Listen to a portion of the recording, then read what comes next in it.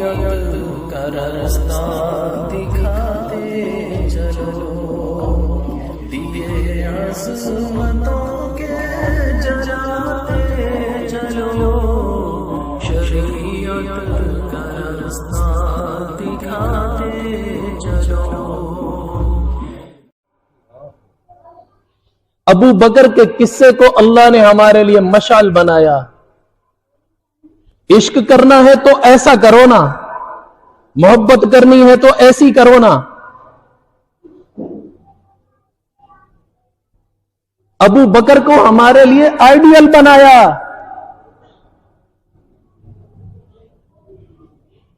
اگر کامیابی چاہتے ہو تو اس کے طریقے پر آؤ۔ اللہ نے آگے پورا قصہ ذکر کیا غار کا۔ وہ کیا قصہ ہے؟ ہجرت کا۔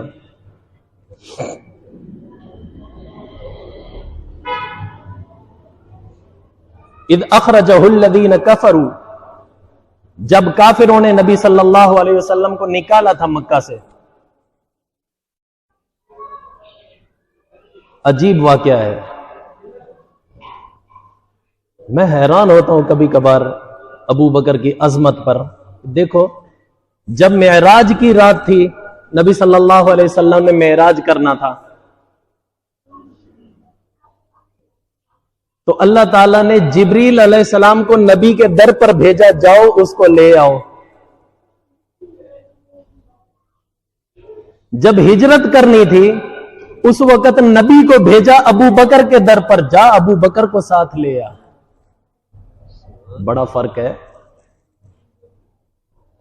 اور قربان جاؤں ابو بکر پر، جس رات ابو بکر صدیق رضی اللہ تعالیٰ عنہ ہمارے نبی ابو بکر کے گھر آئے ہیں، رات کو آ کے دروازہ کھٹکھٹایا ہجرت کرنے کے لیے، تو ابو بکر صدیق نے ایک پل بھی دیر نہ لگائی، فوراً اچھل کر بستر سے اٹھے اور اٹھ کر دروازہ کھولا۔ حضور صلی اللہ علیہ وسلم دیکھ کر حیران ہو گئے اور پوچھنے لگے، ابو بکر اتنی جلدی دروازہ کھولا، کیا آپ کو نیند نہیں آ رہی تھی؟ نیند والا آدمی تو تھوڑی سستی سے اٹھ کے کھولتا ہے، تھوڑی دیر تو لگی جاتی ہے، ادھر تو پل بھر بھی دیر نہ گزری، فوراً دروازہ کھلا۔ ہمارے نبی نے پوچھا، ابو بکر کیا ہوا، نیند نہیں آئی تھی کیا؟ عجیب جواب تھا ابو بکر کا، کہنے لگا، یا رسول اللہ، کئی دن کئی راتیں گزر گئی ہیں، میں سوتا نہیں ہوں، آپ کا انتظار کرتا رہتا ہوں، کئی راتوں سے میں سویا نہیں ہوں، میں آپ کا انتظار کرتا رہتا ہوں۔ ابو بکر کیسا انتظار؟ حضرت ابو بکر صدیق فرمانے لگے، یا رسول اللہ، مجھے اس چیز کا یقین ہے کہ آپ پر جتنی مصیبتیں بڑھتی جا رہی ہیں، ایک نہ ایک دن ایسا آئے گا، اللہ آپ کو حکم دے گا ہجرت کر کے نکلو۔ اور مجھے یہ بھی خواہش ہے، میری یہ بھی تمنا ہے کہ جب آپ کو ہجرت کا حکم ملے گا، آپ میرے پاس ضرور آؤ گے، پھر میں آپ کے ساتھ چلوں گا۔ میں اس انتظار میں کئی راتوں سے سویا نہیں ہوں، ابھی بھی میں جاگ رہا تھا، اسی انتظار میں تک کب آؤ گے؟ اللہ اکبر۔ حضور نے فرمایا، ابو بکر پھر اللہ نے حکم دے دیا ہے، یا رسول اللہ میں تو فل تیاری میں ہوں، دیر کا ہے کہ چلو۔ ہجرت کی رات، ساری رات ننگے پاؤں چلے ہیں، چل چل کر پیروں میں پتھر چبھ چبھ کر پاؤں مبارک زخمی ہو گئے تھے حضور کے۔ چاندنی رات تھی، حضرت ابو بکر صدیق کی جب نظر قدموں پر پڑی تو چیخ نکل گئی، یا رسول اللہ یہ کیا، خون؟ فرمایا، ہاں ابو بکر، نوکیلے پتھروں پر چل چل کر پاؤں چھل گئے۔ اب آگے اوپر غار ثور ہے، 3 میل اونچا پہاڑ ہے۔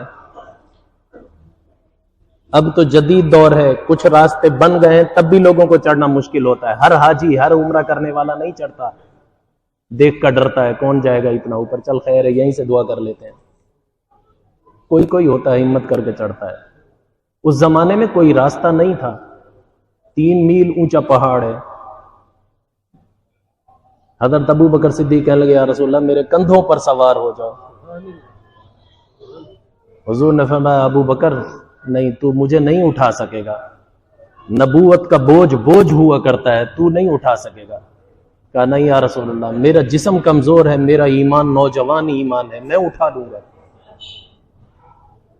حضور کو اپنے کندھوں پر اٹھا کر نہ صرف یہ کہ غار ثور پر لے کر گئے بھی پنجوں کے بل، پورا پاؤں زمین پر نہیں لگا رہے تھے، ورنہ ایسا نہ ہو صبح کو کھوجی پاؤں کی تلاش کرتے کرتے یہاں نہ آ پہنچے۔ پنجوں کے بل حضور کو کندھوں پر بٹھا کر 3 میل اونچے پہاڑ پر لے کر گئے ہیں۔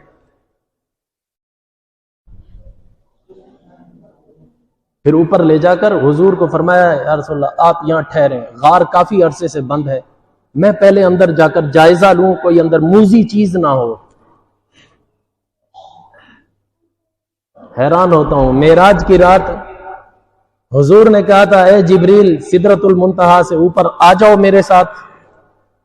جبریل علیہ السلام کہتے تھے یا رسول اللہ نہیں، میں نہیں آؤں گا، اگر میں نے آگے تھوڑا بھی قدم اٹھایا میرے پر جل جائیں گے، میرا داخلہ منع ہے، میں نہیں آ سکتا۔ اور ادھر ابو بکر صدیق کیا کہہ رہے ہیں یا رسول اللہ آپ ٹھہرو، میں جاتا ہوں، موذی چیز کو منہ میں دوں گا۔ کیسا دل ہے یار۔ اندر گئے، غار میں بہت سارے سوراخ تھے، پہلے چھوٹے پتھر اٹھا کے سوراخوں کو بند کیا، وہ بھی ہاتھوں سے ٹٹول کر۔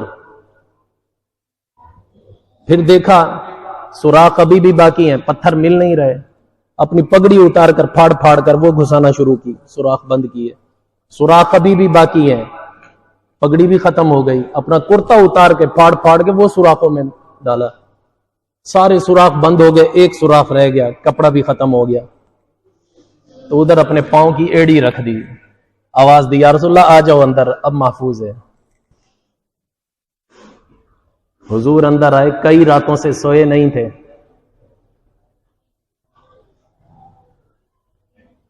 حضور نے فرمایا مجھے نیند آ رہی ہے۔ ابو بکر نے کہا آپ آرام کریں، میری گود آپ کا بستر ہے۔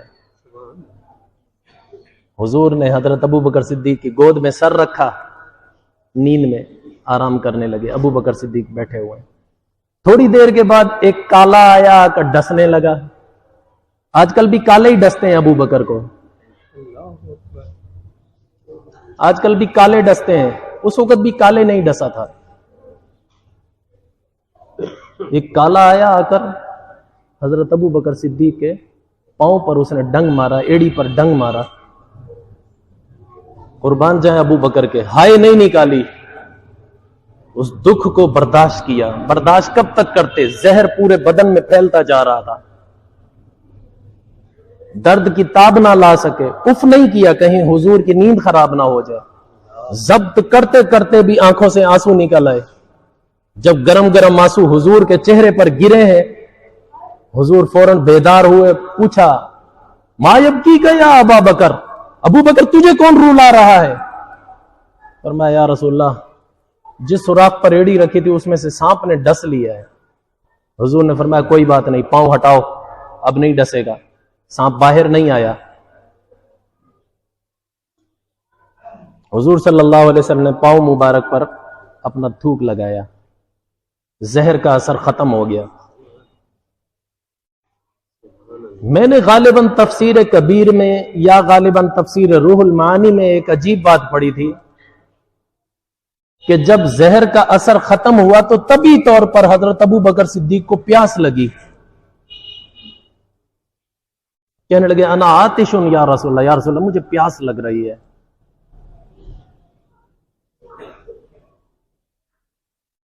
وہاں پانی نہیں تھا، غار کی صفائی خود ابو بکر نے کی ہے۔ حضور کو بھی یقین ہے اس غار میں پانی نہیں ہے، 3 میل اونچا پہاڑ ہے، چوٹی پر غار ہے، ادھر پانی کہاں سے آئے گا؟ حضور نے فرمایا ابو بکر جا غار کے درمیان میں سے جا کر پانی پی کر آ جا۔ قربان جاؤں ابو بکر صدیق پر، آگے سے یہ لفظ نہیں کہا یا رسول اللہ غار میں تو پانی نہیں ہے، غار میں تو پانی نہیں ہے، صفائی تو میں نے کی ہے۔ بھائی یقین اتنا تھا نبی کی بات پر کہ جب نبی نے کہہ دیا ہے ضرور ہوگا، فوراً اٹھے گئے، وہاں جا کر پانی پیا۔ حضرت ابو بکر فرماتے ہیں میں خوب سیر ہو کر میں نے ڈٹ کے پانی پیا۔ پانی پی کر جب دوبارہ آیا، حضور نے پوچھا پانی پی لیا؟ میں نے کہا ہاں یا رسول اللہ۔ کہا پانی کیسا تھا؟ کا پانی کیسا تھا؟ حضرت ابو بکر صدیق رضی اللہ تعالیٰ فرمانے لگے یا رسول اللہ ملکوں ملکوں گھوما ہوں. تاجر تھے نا, باہر ممالک بھی سفر ہوتا تھا. کہتے تھے کہ کہنے لگے کہ یا رسول اللہ جیسا پانی یہ تھا ایسا پانی نہ کبھی پیا, نہ کبھی دیکھا, نہ کبھی سنا.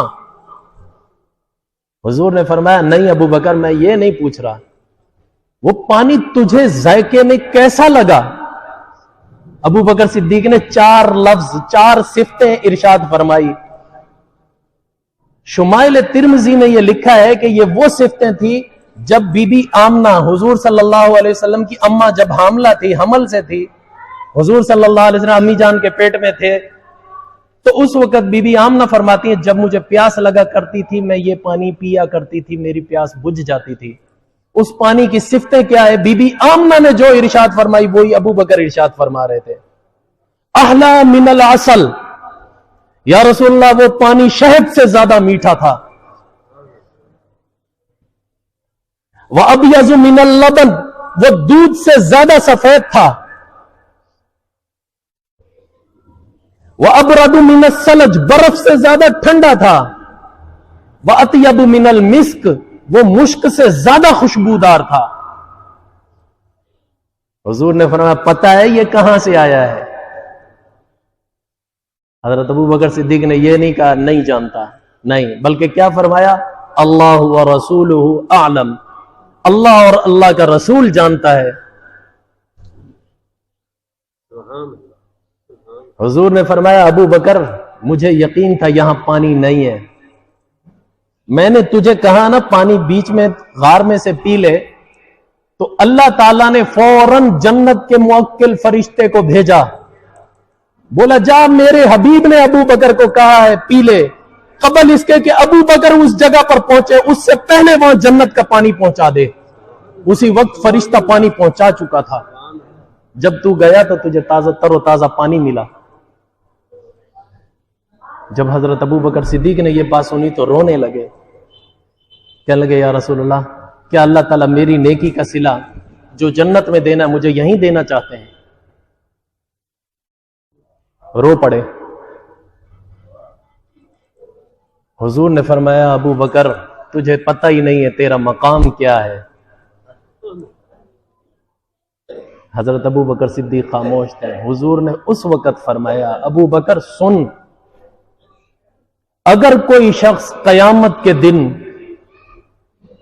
70 انبیاء کا عمل لے کر اللہ کی بارگاہ میں حاضر ہو, 70 انبیاء کا عمل, عام امتیوں کا نہیں, نبیوں والا عمل لے کر, ایک نبی بھی نہیں 70 نبیوں کا عمل لے کر حاضر ہو, اور عمل کے بلبوتے پر وہ یقیناً جنتی ہو, اتنا بڑا عمل لے کر اللہ کی بارگاہ میں حاضر ہو, لیکن تیرے بارے میں اگر اس کے دل میں ذرہ برابر بھی نفرت اور بغض ہوا, اللہ اس شخص کو اوندھے منہ جہنم میں ڈال دے گا. مقام تو اتنا اونچا ابو بکر کا.